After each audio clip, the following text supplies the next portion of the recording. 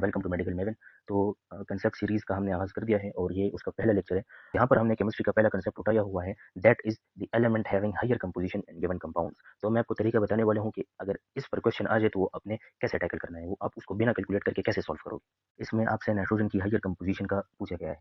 तो रिमेंबर, अगर हम चारों कंपाउंड्स को मुलाहिजा फरमाएं तो इसमें HSO4 कॉमन है। एंड रिमेंबर, फॉस्फोरस और सल्फर के दरमियान जो एएमयू का डिफरेंस है दैट इज ओनली 1 एएमयू, यानी इसका जो एटॉमिक मास है दैट इज 31 और इसका जो एटॉमिक मास है दैट इज 32 एएमयू। तो इतना डिफरेंस नहीं आ रहा। इसका मतलब है कि अगर एक कंपाउंड में सल्फर है और दूसरे कंपाउंड में फॉस्फोरस है तो इनमें जो इनके मॉलिक्यूलर मास का डिफरेंस होगा वो बहुत कम होगा।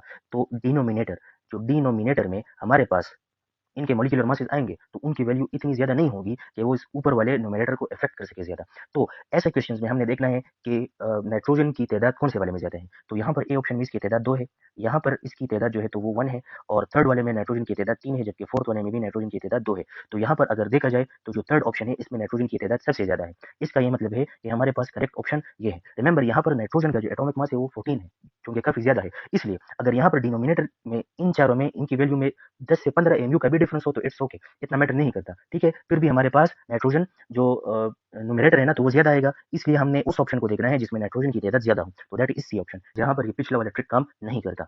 अगर देखा जाए तो इन चारों ऑप्शंस में डी ऑप्शन में नाइट्रोजन की तादाद सबसे ज्यादा है, yet it is not the correct option. Why? The reason is, अगर हम डिनोमिनेटर को देखें तो यहाँ पर जो डिनोमिनेटर की वैल्यू है वो बहुत ही ज्यादा है। इसलिए अगर यहाँ पर एक नाइट्रोजन एटम ज्यादा भी हो जाए तो न्यूमरेटर का जो इफेक्ट है वो डिनोमिनेटर पर डोमिनेंट नहीं आ सकता, इसलिए हमारे पास ये ऑप्शन तो कतई नहीं हो सकता। अब हम इन तीन ऑप्शंस को देखेंगे और डिसाइड करेंगे कि नाइट्रोजन की वैल्यू किसमें सबसे ज्यादा है। तो अगर इस वाले ऑप्शन को देखा जाए तो यहाँ पर एक नाइट्रोजन एटम है, लेकिन जो डिनोमिनेटर है उसकी वैल्यू भी काफी कम है, सिर्फ 17 एएमयू है। ठीक है, अगर सेकंड ऑप्शन को देखा जाए तो यहाँ पर दो नाइट्रोजन एटम्स हैं, लेकिन ए और सी ऑप्शन की निस्बत इसके जो डिनोमिनेटर की वैल्यू है वो ज्यादा है। अगर हम सी वाले को देखें तो यहाँ पर हमारे पास दो नाइट्रोजन एटम्स है और जो इसका मॉलिक्यूलर मास बन रहा है हाइड्रोजन का दैट इज 32 एएमयू। अब यहाँ पर भी इतना डिफरेंस नहीं आ रहा, तो आया हमारे पास करेक्ट ऑप्शन ये होगा या फिर ये वाला होगा। तो रिमेंबर, मैं आपको बता चुका हूँ कि यहाँ पर नाइट्रोजन 14 एएमयू है और यहाँ पर 28 एएमयू है। अब यहाँ पर न्यूमरेटर की वैल्यू ज्यादा हो गई है, इसलिए हम प्रेफर जो है ना तो सी वाले ऑप्शन को करेंगे। यहाँ पर सी ऑप्शन में हाइड्रोजन में जो नाइट्रोजन की कंपोजिशन है वो ज्यादा होगी, क्योंकि यहाँ पर नाइट्रोजन एटम्स दो हैं।